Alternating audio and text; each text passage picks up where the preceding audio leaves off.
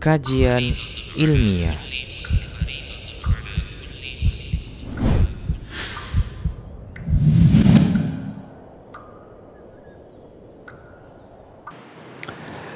Bismillahirrahmanirrahim.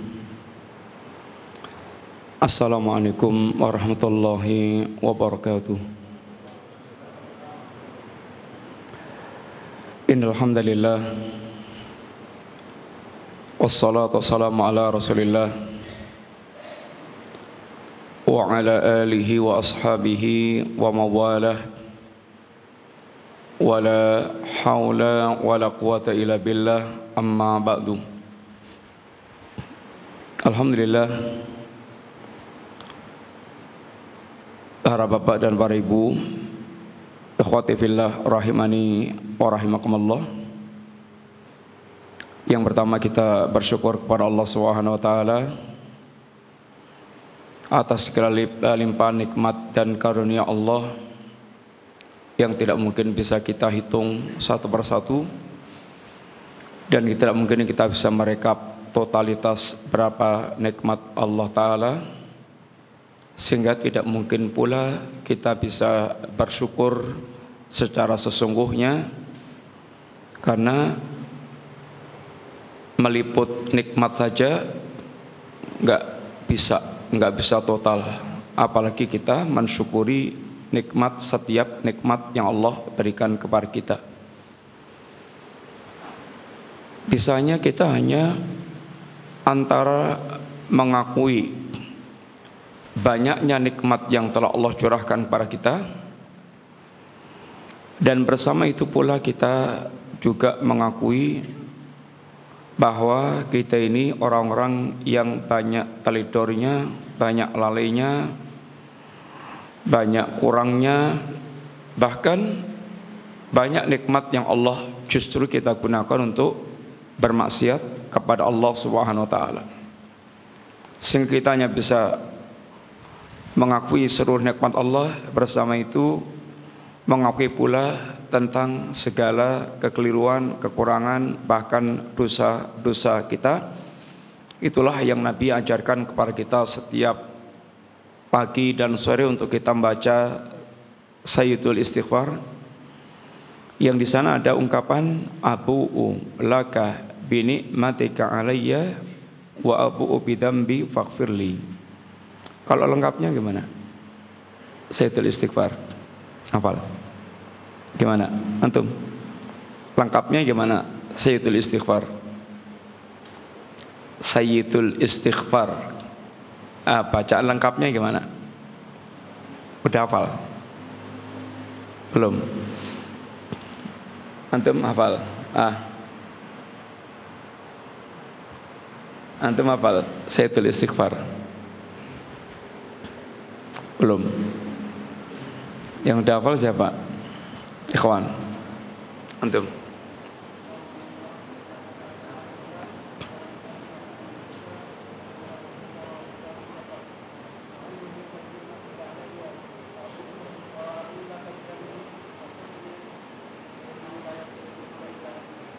Artinya gimana?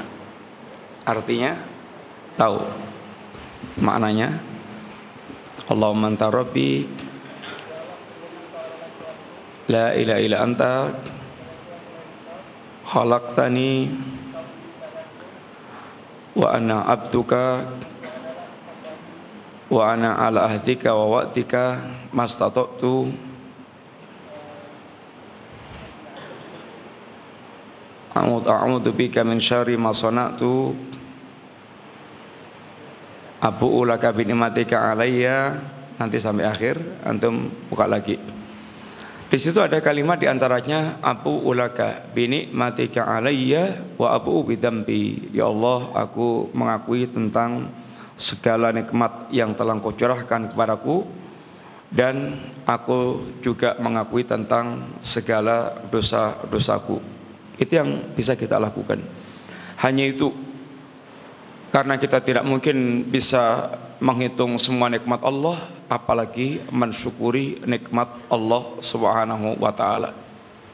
Yang kita bisa hitung saja itu kita jauh dari mensyukuri nikmat tersebut. Nikmat mata, nikmat telinga, nikmat harta, itu semuanya kita bisa ngitung.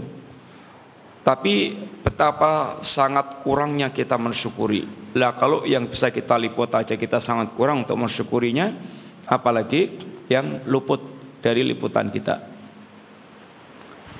Pembahasan kita, ikhwan, mengingat apa yang pernah disampaikan Nabi di awal dakwah beliau. Beliau sampaikan kepada segenap orang-orang Quraisy, ya ma'syara Quraisy, ishtaru anfusakum la ughni ankum minallahi syai'at. Ya Abbas, la ughni anka minallahi syai'an. Ya Sofia ammata Rasulillah, la ughni anki minallahi syai'an. Ya Fatimah binta Rasulillah, sali min mali masyiti, la ughni anki minallahi syai'an. Wahai Quraisy,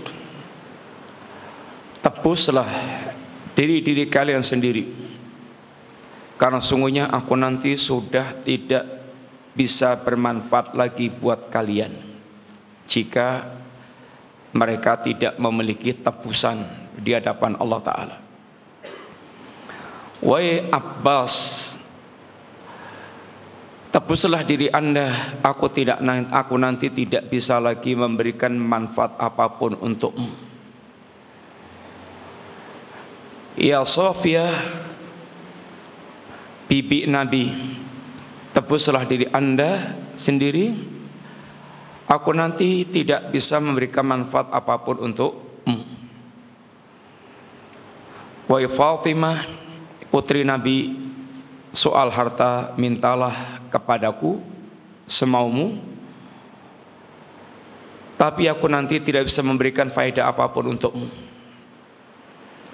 Kalimat ini disampaikan oleh Nabi kepada orang-orang Quraisy dan keluarganya, akan ada satu saat di mana suasana hari itu beliau tidak bisa memberikan manfaat apapun jika kita datang kepada Allah tanpa bekal. Jika di hari itu kita tidak memiliki persiapan bekal sama sekali. Ikhwan fillah, kehidupan kita ini adalah perjalanan menuju Allah Ta'ala. Sebagaimana Ali bin Abi Thalib mengingatkan kepada kita sekalian, irtahalatid dunya mudbiratan wartahalatil akhirah muqbilatan wa kullu minhuma banun kunu min abna'il akhirah wa la takunu min abna'id dunya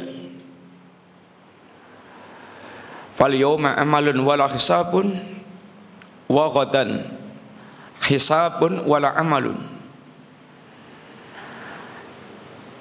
Inna akhwafa ma akhafu alaikum tulul amal wattiba'ul hawa fa ammat tulul amal fayansal akhirah wa ammat tiba'ul hawa fayasuddu 'anil haq. Artinya dunia ini berjalan meninggalkan kita, dan akhirat berjalan menyambut kita. Setiap keduanya memiliki anak-anak. Ada abna'ud dunya dan ada abna'ul akhirah. Lalu arahan Ali, sahabat Ali, kunu min abna'il akhirah wala takunu min abna'id dunya. Jadilah anda anak-anak akhirat dan jangan menjadi anak-anak dunia. Fal yauma, hari ini adalah amalun, hari kita kerja. Adanya kerja dan kerja, amal dan amal. Wa ghadan amalu hisabun wala amalun. Besok adalah hari kita panen, rekapan pahala, dan tidak ada lagi amal, beban amal. Sesungguhnya yang paling aku takutkan, yang pertama tulul amal, panjangnya angan-angan tentang kehidupan dunia. Yang kedua ittiba'ul hawa, mengikuti hawa nafsu. Adapun panjangnya angan-angan itu akan melupakan kampung akhirat. Sedangkan ittiba'ul hawa akan menghalangi manusia dari kebenaran. Coba ulangi tadi gimana perkataan Ali bin Abi Thalib, ikhwan. Ada yang nyatet nggak? Atau nggak nyatet nggak apa-apa, yang penting hafal. Ada? Silakan antum. Nih.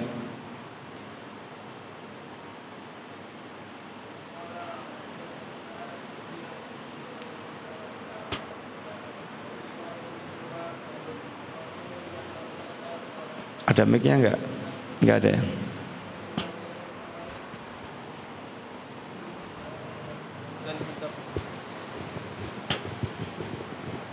Qala Ali irtahalatid dunya mudbiratun wa irtahalatil akhiratu muqbilatan wa likulli wahidin minhum banun fakunu min abada'il akhirah wa la takunu min abada'id dunya fa innal yawma 'amalun wa la hisab wa ghadan hisab wa la amal. Ini akhwafu ma akhwafu alaikum ittiba'ul hawa wa tulul amal. Fa amma ittiba'il hawa fayasuddu 'anil haq wa amma tulul amal fayansal akhirah. Ya, barakallahu. Apa yang dikatakan Ali ikhwani billah, satu, beliau mengingatkan kita irtahalatid dunya mudbiratan. Dunia itu berjalan meninggalkan kita.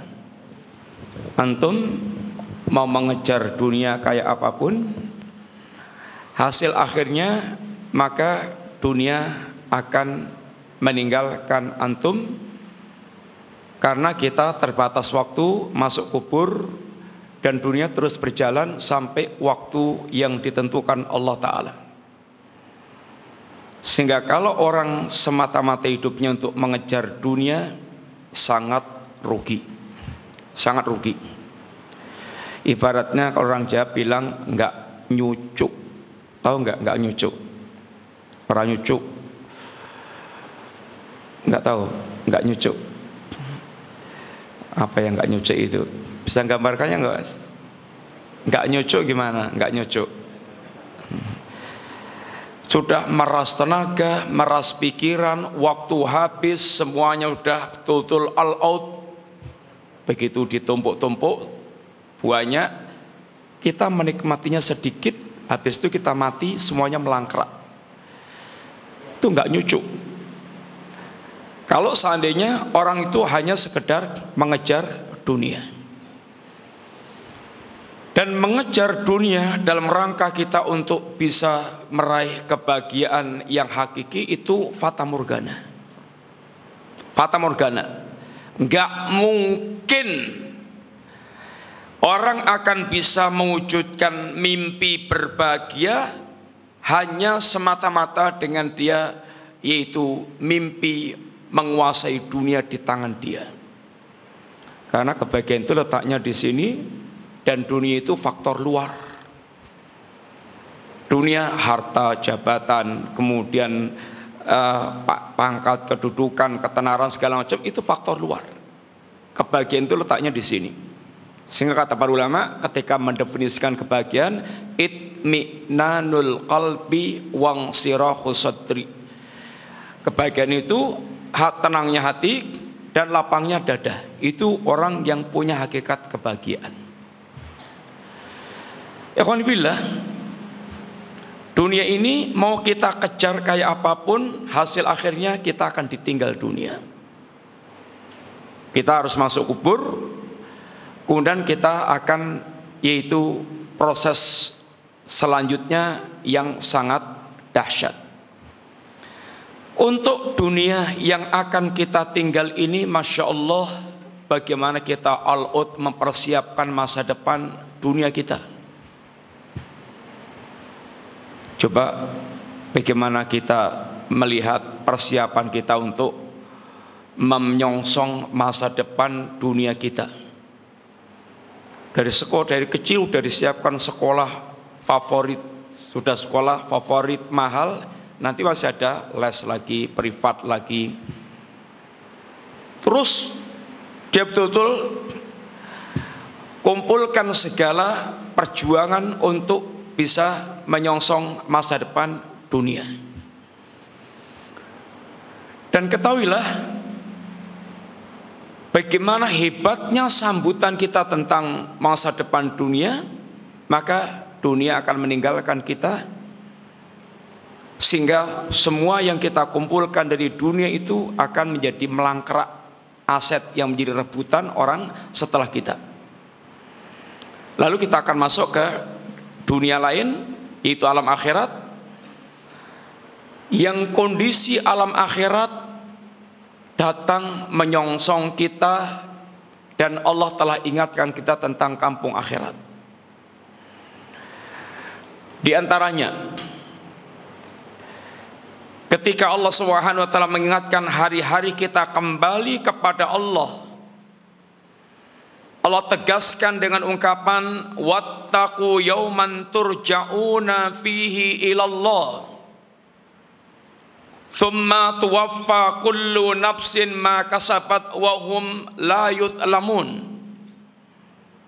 Wahai hamba Allah, takutlah kalian akan datangnya hari yang di hari itu Anda semuanya akan dikumpulkan, dikembalikan menghadap Allah Subhanahu wa taala. Hari-hari saat Anda kembali kepada Allah taala, yang apabila seseorang dia tidak memiliki persiapan-persiapan khusus, tidak memiliki bekal-bekal yang dia siapkan, hari saat kita menghadap Allah itu akan menjadi suasana hari seperti yang Allah katakan, yauman tataqallabu fihil qulub wal absar.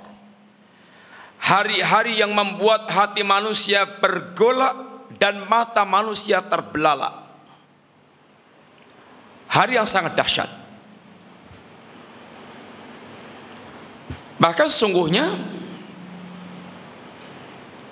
saat-saat kita menghadap Allah, telah Allah ingatkan di titik-titik penting yang harus selalu kita bayangkan.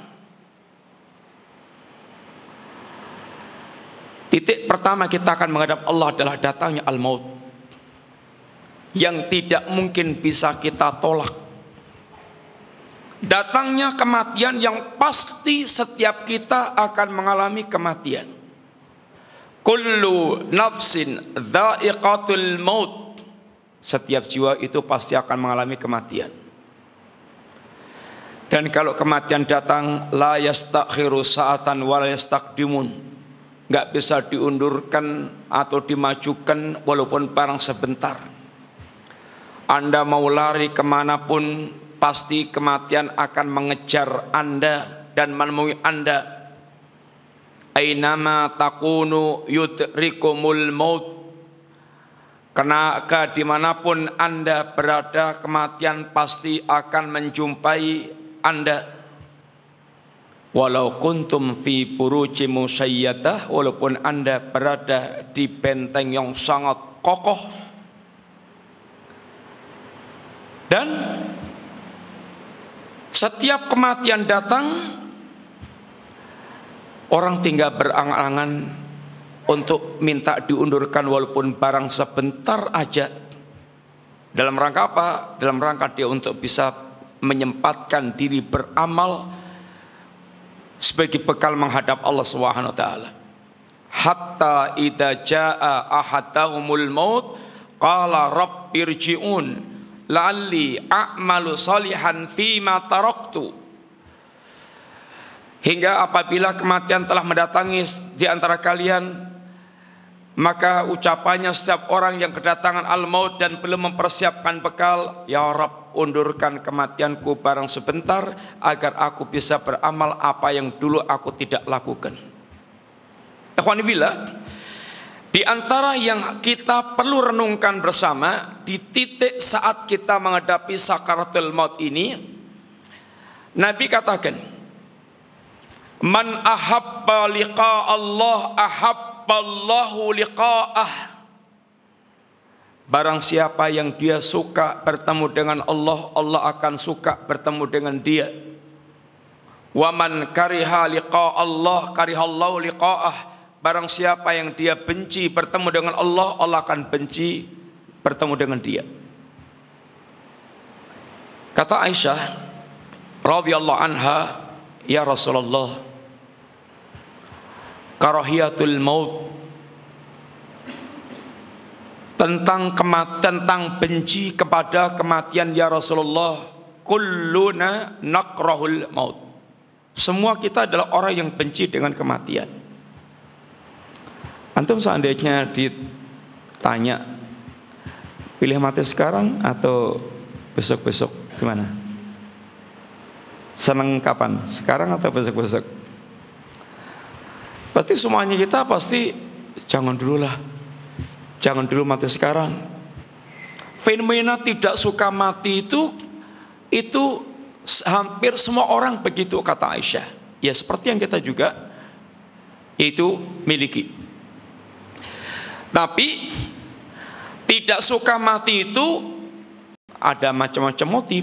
Di antaranya ada yang tidak mau mati, tidak pengen mati karena dia ahlud dunia, kecintaannya kepada dunia sangat kuat, sehingga tidak ada keinginan untuk bertemu dengan Allah dan kampung akhirat, karena kamus itu nggak ada dalam kehidupan dia.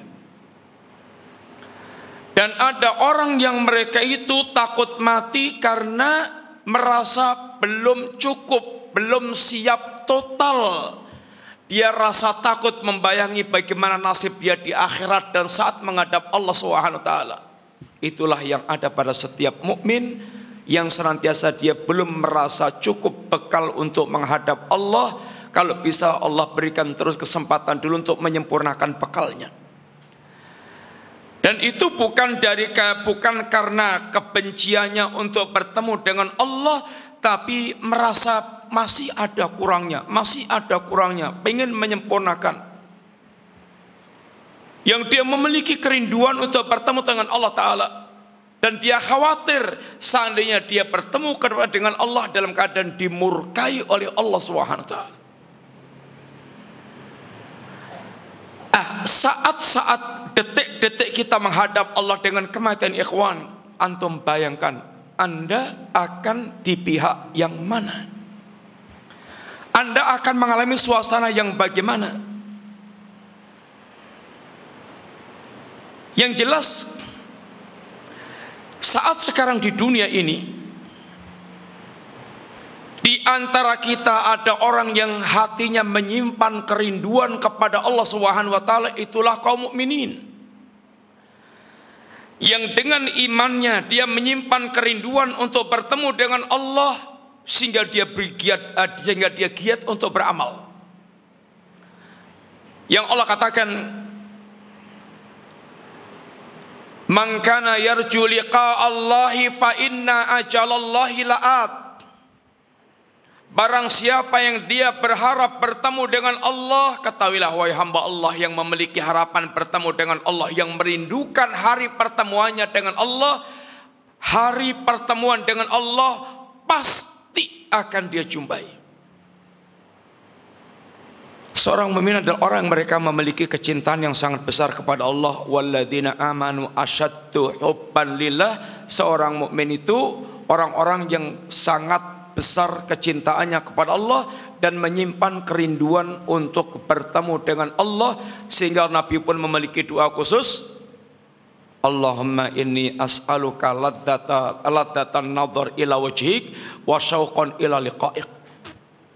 Ya Allah, aku minta kepada Engkau kelezatan melihat wajah-Mu dan kerinduan untuk selalu bisa bertemu denganmu.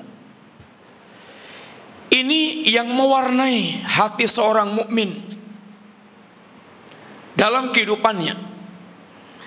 Barang siapa yang di tengah-tengah kehidupannya sekarang ini memiliki hati yang seperti ini, maka saat menjelang kematiannya dia akan mengalami suasana man ahabba liqa Allah. Dia akan benar-benar memiliki suasana ingin segera bertemu dengan Allah, ada kerinduan untuk segera bertemu dengan Allah, dan tidak dia pedulikan, dia tinggalkan semua yang berkaitan dengan dunia dia, anak, istri, kawan, segala macam.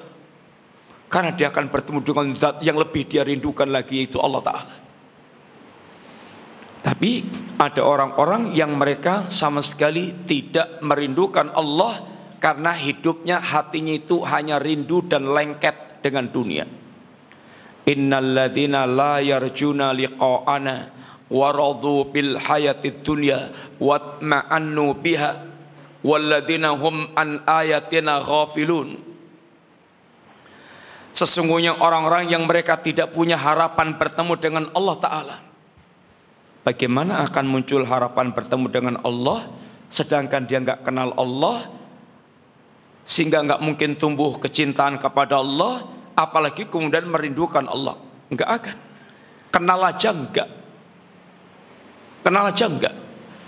Kerinduan itu akan muncul ketika seorang dia mengenal, lalu tumbuh kecintaan, lalu tumbuh kerinduan, dia merasakan nikmat-nikmat yang sangat dia rasakan dalam hatinya. Seorang mukmin dengan imannya merasakan halawatul iman. Ini saat, yaitu detik-detik kita masuk ke kampung akhirat dengan kematian yang menjumpai kita. Orang-orang yang mereka tidak mengharapkan pertemuannya dengan Allah karena mereka itu hatinya ridha dengan dunia dan dia tenangnya dengan dunia, sehingga tampilan kehidupannya itu selalu lalai dari ayat, dari peringatan Allah. Renungkan detik-detik saat kita mengalami kematian, kita akan berada di posisi yang mana? Posisi hati seorang hamba yang merindukan Allah, atau kita justru menjadi orang yang sama sekali bahkan benci saat untuk kita bertemu dengan Allah Ta'ala, tapi kematian harus terjadi. Kemudian saat Allah Subhanahu wa Ta'ala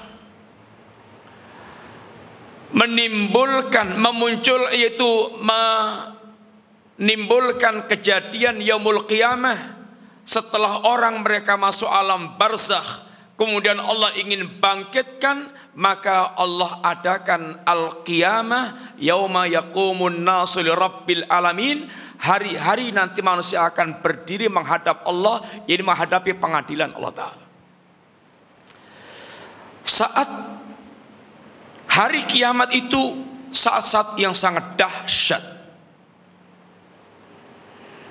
sehingga ketika ada seorang yang mereka datang kepada Nabi dan tanya, ya Rasulullah, mata sa'ah, ya Rasulullah, kiamat itu kapan sih terjadinya? Nabi nggak menjawab kapannya terjadi kiamat, karena memang nggak tahu. Bahkan Jibril pun nggak tahu. Saat kapan terjadinya kiamat hanya Allah yang mengetahui. Yas'alukan nasu 'anis sa'ah qul innama ilmuha indallah. Manusia bertanya kepada engkau ya Muhammad, ya Rasulullah SAW, tentang kiamat. Ketahuilah, ilmu tentang kiamat itu hanya di sisi Allah Ta'ala. Tetapi Nabi memberikan jawaban yang sangat bermanfaat untuk orang yang bertanya ini. Apa itu? Mada a'datta lis-sa'ah. Apa yang sudah Anda persiapkan untuk menghadapi hari kiamat itu apa? Kiamat itu Anda tahu, Anda nggak tahu, pasti terjadi. Kiamat itu Anda tahu nggak tahu, pasti terjadi. Yang menjadi masalah itu adalah kiamat itu sangat dahsyat, dan apa yang sudah Anda persiapkan untuk menghadapi al-qiyamah. Rasulullah sallallahu alaihi wasallam beliau memberikan sedikit gambaran apa yang mesti kita bayangkan ketika terjadi hari kiamat. Man sarrahu ayang dhara yaumal qiyamah ka'annaha ra'yal ain, atau ka'anna ra'yal ain. Barang siapa yang ingin dia melihat hari kiamat seakan-akan di depan mata, falyaqra idza syamsu kuwirat surat takwir, idza samaa'u fatarat surat al-infitar, idza samaa'u syaqqat surat al-insyiqaq. Bacalah 3 surat ini untuk Anda punya gambaran tentang al-qiyamah. Saat matahari digulung oleh Allah, diredupkan sinarnya, diredupkan cahayanya, langit Allah runtuhkan, kemudian gunung semuanya itu meletus, bumi kemudian meledak. Saat yang sangat dahsyat ini, maka Allah katakan, ya ayuhan nasu taqu rabbakum, wahai manusia, bertakwalah Anda kepada Rabb kalian. Ya Allah, untuk apa Engkau perintahkan hamba-Mu bertakwa kepadamu? Inna zalzalatas saati syai'un azim. Sesungguhnya keguncangan hari kiamat itu amatlah dahsyat.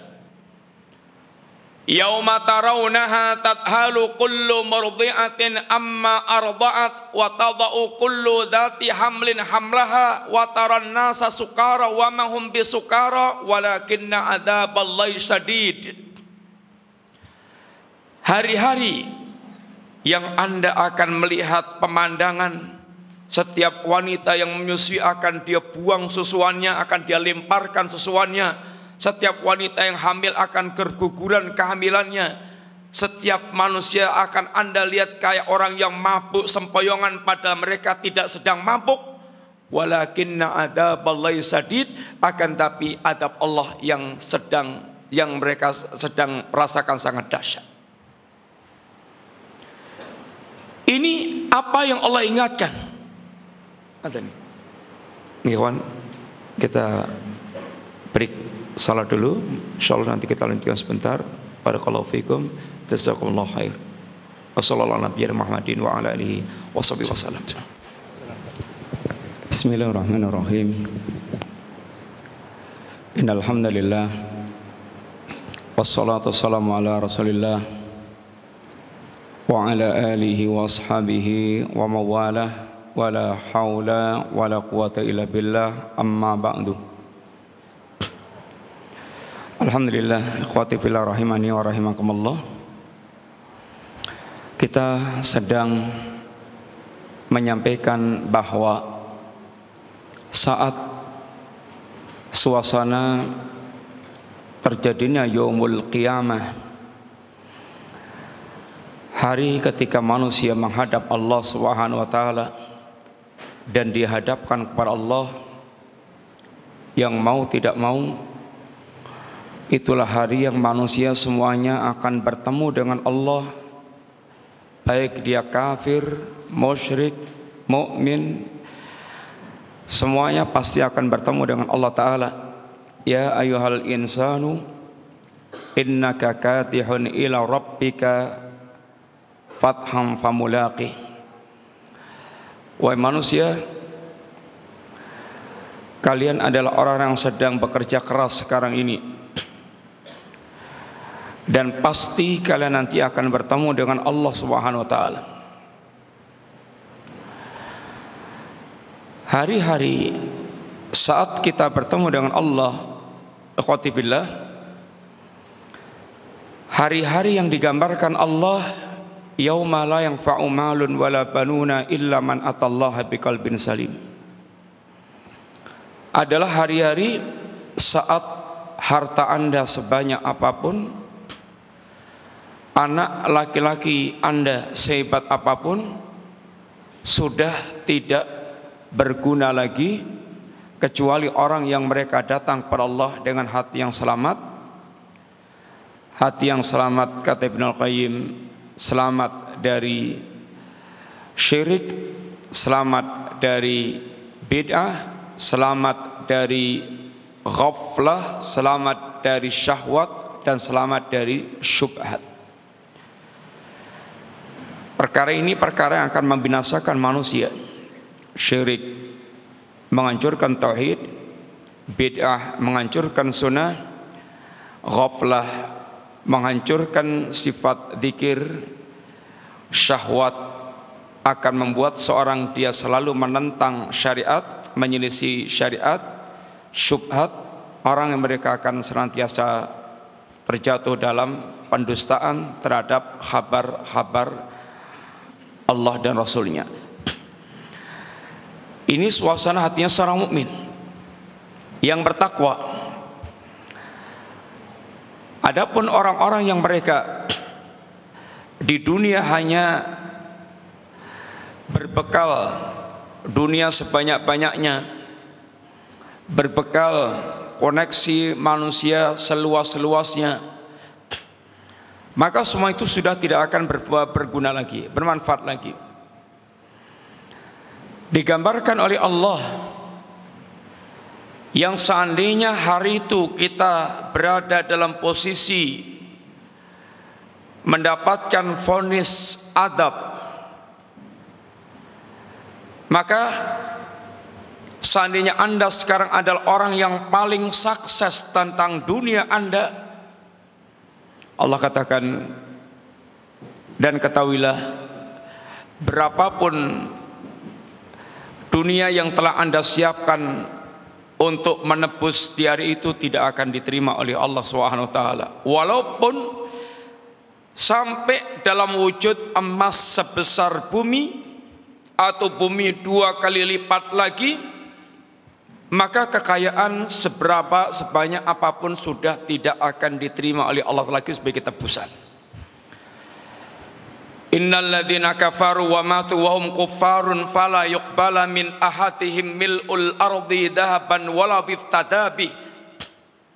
Sesungguhnya orang-orang kafir itu kalau sampai dia matinya dalam keadaan kafir, dan orang yang kafir keputusan di sisi Allah adalah jahanam, maka walaupun dia siapkan dengan emas sebesar bumi untuk menebus azab saat itu, fala yuqbala min ahadihim mil'ul ardi dhahaban, tidak akan diterima oleh Allah Ta'ala, walaupun dia siapkan tebusan emas dalam bentuk ini, bumi dalam bentuk emas sebesar bumi.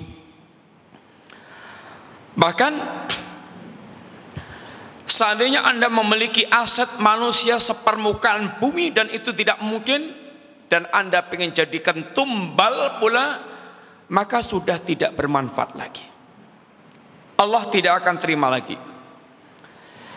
Yawaddul mujrimu law yaftadi min adabi yaumi idzin bibani wa sahibatihi wa akhihi wa fasilati allati tuwi wa man fil ardi jami'an thumma yunji kalla innaha ladha nazza'ata lishawa tad'u man adbara wa tawalla wa jama'a fa'au'a. Kata Allah, hari itu orang-orang mujrim yang di dunia tidak pernah dia bersiap-siap untuk menghadap Allah Subhanahu wa taala, sehingga tampilannya durhaka terhadap Allah, dia sangat ingin seandainya bisa menebus adab di hari itu walaupun dengan anak kandungnya sendiri. Khususnya bapak-bapak, ibu-ibu, kita semuanya tahu bahwa tidak ada manusia setulus dalam mencintai dan mengorbankan segala kepentingannya seperti pengorbanan orang tua untuk sang anak. Itu di dunia.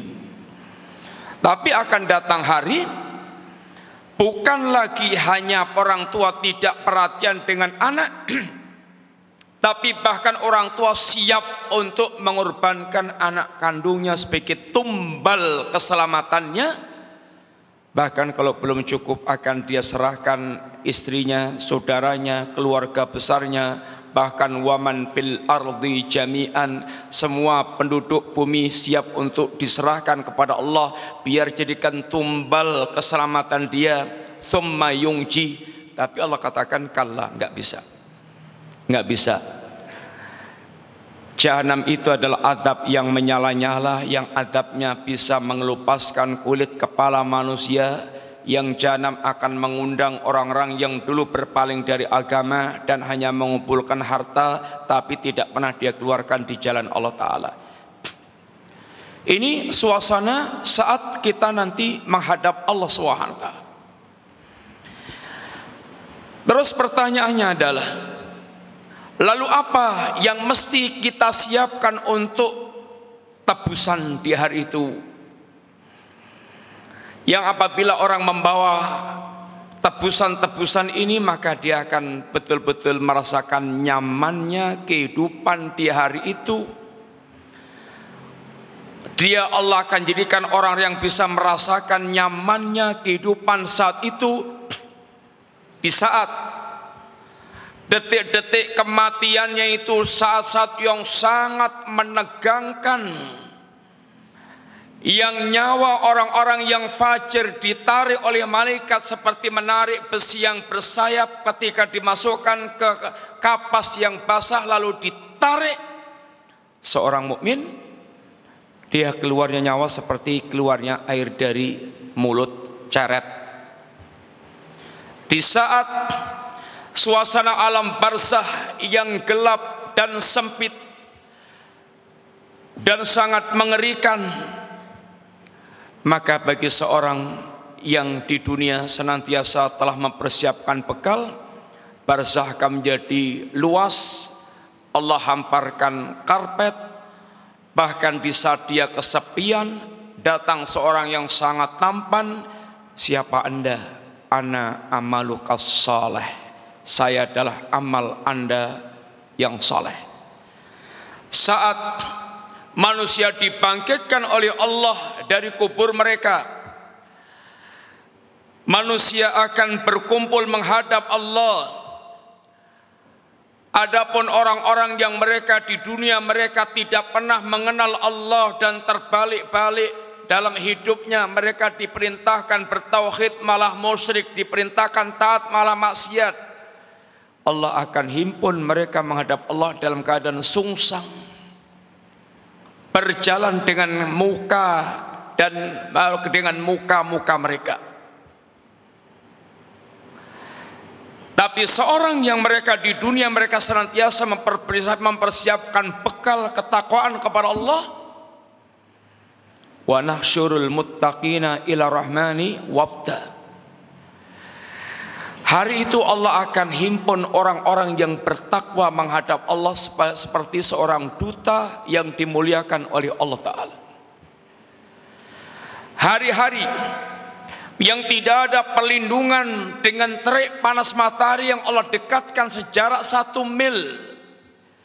Manusia mereka dibanjiri keringatnya, ada yang semata kaki, ada yang sebetis, ada yang selutut, bahkan ada yang hampir tenggelam dalam keringatnya, daun telinga, yang semua itu dia dapatkan ala qadri a'malihim, sesuai dengan kadar amal mereka. Maka seorang mukmin akan dilindungi oleh Allah di hari tidak ada perlindungan kecuali perlindungan Allah Subhanahu wa taala, karena mereka di dunia telah senantiasa mempersiapkan bekal menghadap Allah Taala. Dan saat hari-hari melewati sirat yang sangat mengerikan, sangat dahsyat, orang-orang yang mereka telah berbekal menghadap Allah, mereka melewati sirat, ada yang sekejap mata, sekecepat kilat, secepat kuda terbang. Ada yang mereka dengan cahaya yang terang benderang, sampai akhirnya dipersilahkan mereka masuk jannah.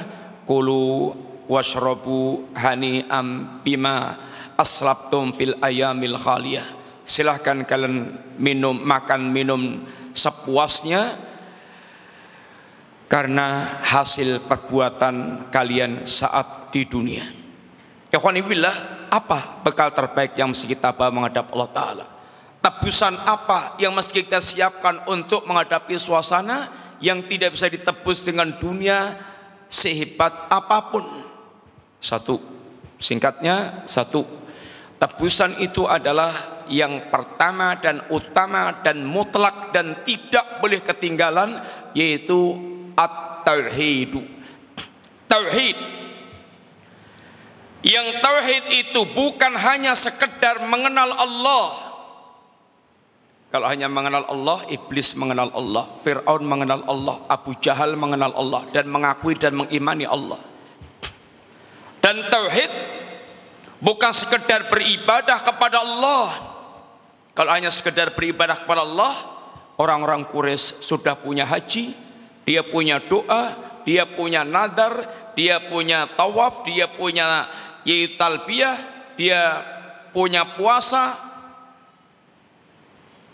Tapi tauhid itu adalah memurnikan ibadahnya hanya kepada Allah tanpa menyekutukan Allah sama sekali. Itulah agama yang murni yang Allah telah umumkan pada kita semuanya. Ala lillahid dinul khalis. Ketahuilah milik Allah lah agama yang khalis. Ketahuilah milik Allah lah agama yang murni. Yang murni itu Allah gambarkan dengan ungkapan labanan khalisan sa'igan lisyaribin, susu yang benar-benar murni yang lezat diminum oleh peminumnya. Dan ketahuilah susu ini bagaimana dia saluran air susu itu keluar atau ada di dalam tubuh hewan. Aliran air susu itu baina farsin wa damin, ada di antara saluran kotoran dan saluran darah. Tapi ketika susu diperas keluar, tidak ada setitik kotoran pun yang mengotorinya dan tidak ada setetes darah pun yang mencampurinya, sehingga betul-betul murni. Murni. Itu tauhid. Sehingga tauhid yang bersih dari syirik, syirkun akbar, syirik tauhid yang bersih dari syirkun asghar, syirik tauhid yang bersih dari iradatud dunya bi amalihil akhirah. Bekal tauhid ini akan menjadi modal yang paling pertama dan paling utama, modal pokok, modal dasar kita menebus kesulitan dan kesengsaraan di hari itu.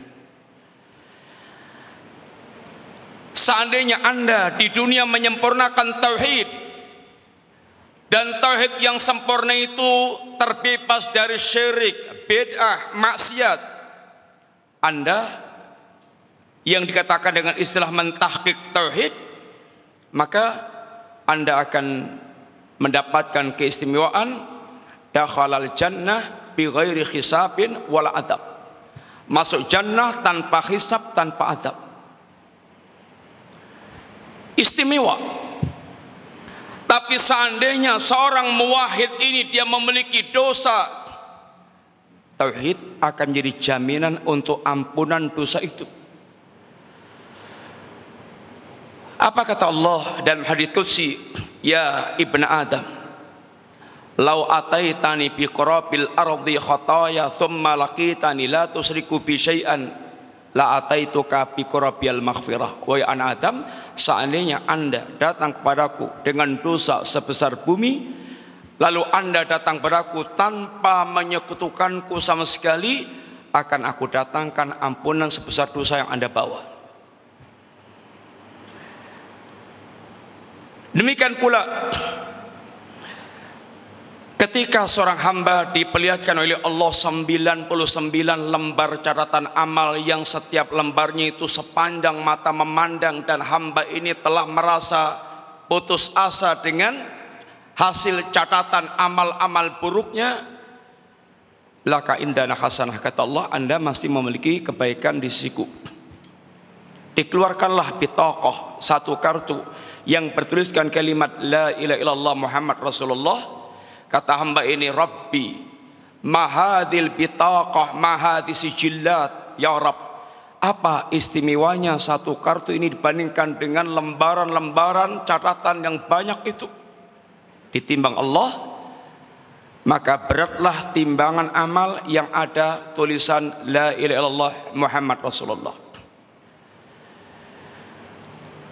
Dan seorang akan diselamatkan dari kekalnya azab ketika dia masih memiliki sisa tauhid, masih memiliki tauhid walaupun sangat rendah, sangat kecil, yang dia tidak terjatuh dalam perbuatan syirik. Sehingga tauhid ini merupakan modal pokok kita. Anda punya tauhid berarti punya modal pokok. Anda tidak punya tauhid, sudah nggak ada harapan lagi. Walaupun Anda orang yang akhlaknya kelihatan sangat hebat dan super hebat. Yang pertama adalah modal tauhid, itu tebusan pokok kita. Yang kedua, secara singkat ikhwan, di antara modal kita yang sangat mesti kita upayakan di antara adalah akhlakul karimah, akhlak yang mulia. Yang sesungguhnya akhlak ini sangat berkaitan dengan iman. Yang Nabi kita mengatakan akmalul mu'minina imanan ahsanum khuluqa. Mukmin yang paling sempurna imannya, yang paling baik akhlaknya. Seorang mukmin yang semakin sempurna imannya, itu pasti akhlaknya semakin baik, karena iman ini sangat berbanding lurus dengan akhlak. Karena orang yang mereka beriman kepada Allah, menyembah Allah dengan semua nama-nama dan sifat Allah, dan itu ketika berdampak dalam hatinya, maka dia akan mempersembahkan segala macam amal yang merupakan cerminan dari dampak keimanan dia terhadap setiap nama dan sifat Allah Ta'ala. Kalau kita memiliki Rabb yang Ar-Rahman, maka kita pasti ingin dicintai Allah yang Ar-Rahman dengan irhamu man fil ardi yarhamkum man fis sama. Sayangilah hamba Allah yang di muka bumi, Allah yang di langit akan menyayangi Anda. Kalau Anda memiliki Rabb dan menyembah Allah yang Al-Afuwu, Zat yang Maha Pemaaf, dan Anda ingin dicintai Allah, pasti Anda ingin pula menjadi seorang pemaaf. Khudil afwa, jadilah Anda pemaaf, sehingga menjadi orang yang paling pemaaf di antara manusia. Ketika Anda memiliki Rabb yang Anda sembah, Al-Karim, Anda pasti juga ingin menjadi orang yang mulia dengan kedermawanannya, dengan kebaikannya, dan seterusnya. Akhlak itu sangat berkaitan dengan iman. Semua yang tumbuh di atas akar itu sangat berkaitan dengan akar. Dan Nabi ingatkan, seandainya Anda tidak bisa menjadi juara dalam sholat sunat, dalam puasa sunnah, dalam ini sedekah sunnah atau yang lain-lainnya, jangan pula Anda ketinggalan di dalam berakhlak yang bagus. Karena kata Nabi, innal mu'mina la yudriku darajata sha'im al-qa'im bi husni khuluqi aw kama qala. Seorang mukmin itu akan bisa mengejar derajatnya orang yang mereka ahli salat, ahli puasa, dengan akhlak yang mulianya. Seorang mukmin dia berusaha untuk berhias dengan akhlakul karimah. Yang akhlakul karimah itu kalau disimpulkan kata para ulama, kaful ada wa badlun nada wa talaqatul wajhi. Bagaimana kita menjadi orang yang bisa menahan diri dari menyakiti orang, mengganggu orang, baik dengan tangan kita, dengan perbuatan kita, dengan lisan kita. Yang seorang muslim, Nabi katakan, al muslimu man salimal muslimuna min lisani wa yadi. Muslim itu sebagaimana namanya, orang lain, muslim yang lainnya selamat dari gangguan lisan dan tangannya, sehingga betul-betul dia berusaha untuk muncul sebagai muslim yang memiliki akhlakul karimah. Mukmin itu al-mu'minu man aminahun nas ala amwalihim wa anfusihim. Mukmin itu orang lain dibuat aman dalam hal harta dan jiwa mereka, karena mukmin tidak akan berkhianat. Mukmin dia tidak akan itu mengambil harta orang tanpa hak, tidak akan mengancam jiwa manusia. Mukmin orang yang mereka memberikan rasa aman. duri aja disingkirkan, apalagi dia masang bom, apalagi dia kemudian ngancem-ngancem dengan yang lebih berat. Duri yang kecil kalau diinjak bisa menyakitkan, disingkirkan, itu cabang iman. Dalam rangka memberikan orang kenyamanan dan keamanan, maka dia akan menjauhkan dari segala sebab yang bisa menimbulkan kekacauan dan ketidakamanan.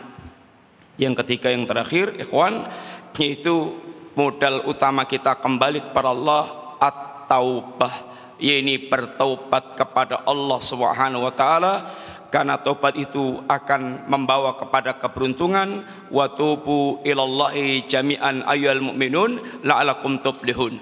Bertaubatlah kalian semua kaum mukminin agar kalian menjadi orang yang beruntung. Wa man lam yatub, barang siapa yang tidak bertobat kepada Allah, faulaika humudz zalimun, mereka orang-orang yang zalim. Jangan sampai kita nyesalnya terlambat. Jangan sampai kita nyesal terlambat. Apa kata Allah? Qul ya ibadiyalladzina asrafu ala anfusihim la taqnatu min rahmatillah innallaha yaghfirudz dzunuba jami'an. Allah perintahkan pada setiap orang yang mereka melampaui batas untuk segera kembali kepada Allah dengan bertaubat kepada Allah. Jangan pernah putus asa di rahmat Allah. Apapun latar belakang kita, sejelek apapun, kalau kita kembali kepada Allah, Allah akan terima dengan ayat ini kelapangan, kedua tangan. Allah akan buka selebar-lebarnya pintu taubat tanpa memandang apapun latar belakang, yaitu dosa mereka, yang musyrik, yang kafir, yang berzina, yang membunuh, semuanya kalau mereka bertobat Allah akan terima. Wa anibu ila rabbikum wa aslimulah min qabli ayatiyakumul adabu thumma la tungsarun. Segeralah Anda kembali kepada Allah, bersimpuh di hadapan Allah, pasrah total kepada Allah sebelum datang adab yang kalian kalau dah datang adab tidak akan tertolong. Wa kemudian wattabi'u ahsana ma unzila ilaikum mir rabbikum. Segeralah Anda mengikuti perkara terbaik yang Allah turunkan kepada kalian. Min qabli ayatiyakumul adabu baghtatan wa antum la tash'urun. Sebelum datang adab yang pedih, adab yang datang secara tiba-tiba, sedangkan Anda tidak sangka-sangka, tidak sadar datangnya adab itu. Antakula nafsun ya hasrata ala ma faradtu fi jambillah wa in kuntu laminas sakhirin. Jangan sampai Anda nanti terlambat, jiwa Anda menjerit, aduhai kenapa aku dulu menyanyiakan hak-haknya Allah, sungguh aku termasuk orang yang mempermainkan agama Allah Ta'ala. Awtaqul, atau Anda akan mengatakan, law annallaha hadani lakuntu minal muttaqin, seandainya Allah memberikan hidayah kepadaku, pasti aku akan termasuk orang bertakwa. Awtaqula nafsun hina taral adab, atau jiwa Anda akan menjerit saat sudah melihat adab. Apa katanya? Lau anna likaratan fa'akuna minal muhsinin. Seandainya aku dikembalikan sekali lagi ke dunia, pasti aku akan menjadi orang yang berbuat baik. Kata Allah, bala wahai hambaku, enggak bisa semuanya. Qad ja'atka ayati, ayatku telah datang pada kalian. Ayat matluah telah dibacakan oleh para nabi dan para rasul dan disambung oleh para ulama. Ayat kauniyah telah Allah bentangkan di depan mata kita, ayat-ayat kauniyah, ayat alam semesta yang harusnya kalau dia merenung akan dia mengagungkan Allah. Atau bahkan ayat-ayat dalam bentuk bencana, wa ma nursilu bil ayati ila tahwifan, dan tidaklah kami kirim bencana-bencana itu, ayat-ayat Allah itu, kecuali untuk menimbulkan rasa takut. Tsunami, gempa bumi, longsor, meletusnya Merapi, itu hal-hal kecil untuk menimbulkan rasa takut. Dia akan menghadapi yang lebih dahsyat daripada itu. Maka segeralah kembali kepada Allah, bertobatlah kepada Allah. Sungguhnya kembali bertobat kepada Allah adalah keberuntungan. Karena at-taib kamala dan banlah, orang yang mereka bertaubat seperti tidak punya dosa sama sekali. Demikian ikhwan apa yang kita sampaikan sebagai manfaat. Sebelum kita tutup, pertanyaan pertama. Tadi kita di awal menyebutkan saat kita merenungkan nikmat Allah, apalagi kita bisa mensyukuri. kita menghitung totalitasnya rekapannya berapa aja nggak bisa. Terus gimana cara kita mensikapi nikmat Allah Ta'ala itu, ikhwan? Mensyukuri maksimal nggak bisa, nggak mungkin. Karena yang kita bisa liput aja syukurnya itu luput saja dikit. Apalagi mensyukuri setiap nikmat yang Allah berikan semuanya kepada kita. Terus sikap kita bisanya gimana? Silahkan. Apa sikap kita yang bisa kita lakukan? Silahkan jawab.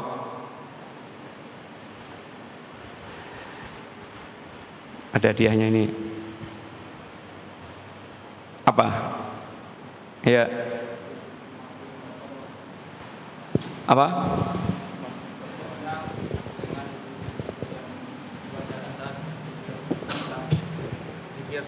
Coba ulangi. Dengan mengakui nikmat Allah, Ustaz. Terus? Salah satunya dengan membacakan zikir Sayyidul Istighfar. Bukan mengakui nikmat Allah salah satunya dengan bacaan zikir, tapi di antara kandungan zikir itu mengarahkan pada kita abu ulaka binikmatika alayya wa abu bidambi. Ya Allah, aku hanya bisa mengakui semua nikmat yang telah curahkan kepadaku, dan aku pun juga hanya bisa mengakui tentang semua dosa yang aku lakukan. Faghfirli. Jadi menggabungkan antara pengakuan kita tentang nikmat Allah dan pengakuan kita tentang dosa-dosa yang kita lakukan. Silakan. Yang kedua, tadi kita yaitu diantaranya sebutkan, yaitu saat kita menghadap Allah Subhanahu wa taala, itu ada ayat yang bunyinya atau yang terjemahnya, hari saat tidak ada lagi faedahnya harta Anda sebanyak apapun, anak Anda sifat apapun. Bagaimana ayatnya?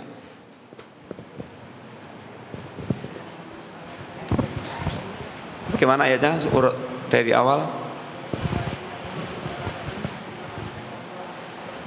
Ya, yauma la yanfa'u malun wala banun illa man atallaha biqalbin salim. Pertanyaan berikutnya, apa itu tauhid?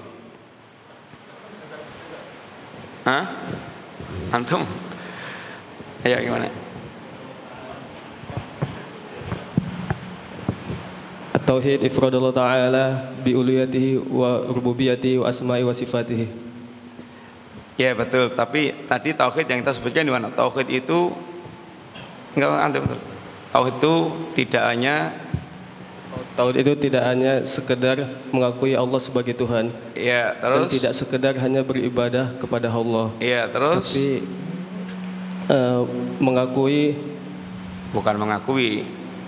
memurnikan seluruh ibadah. Iya, tauhid itu tidak sekedar dia hanya percaya kepada Allah, Allah Sang Pencipta dan seterusnya.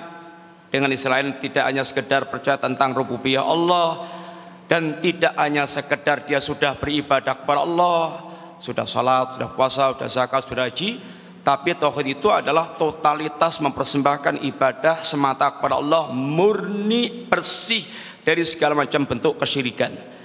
Kalau sudah beribadah tapi musyrik, la yanfa, ibadahnya muspro. Kemudian berikutnya, apa bekal terbaik yang mesti kita bawa menghadap Allah Subhanahu wa taala? Apalagi? Ya. Berikutnya, akhlak yang bagus itu uraiannya panjang lebar, tapi kalau disimpulkan diantaranya tersimpul dalam 3 poin. Apa itu?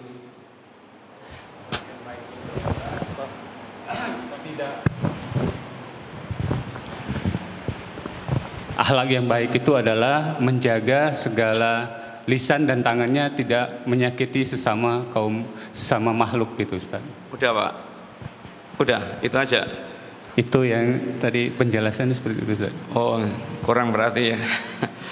kaful adha, yaitu menahan diri dari mengganggu orang. Wa badlun nada, mencurahkan kemanfaatan untuk orang. Kemudian wa talaqatil wajh, dan yaitu berusaha untuk selalu menampakkan wajah yang berseri, wajah yang seperti tidak bermasalah. Demikian ikhwan, kita cukupkan sekian dulu, mudah-mudahan manfaat. Jazakumullah khair. Wassallallahu nabiyana Muhammadin wa ala alihi washabihi wasallam. Untuk pertanyaan-pertanyaan nanti Ustaz Ali Nur dan yang lain-lainnya. Assalamualaikum warahmatullahi wabarakatuh.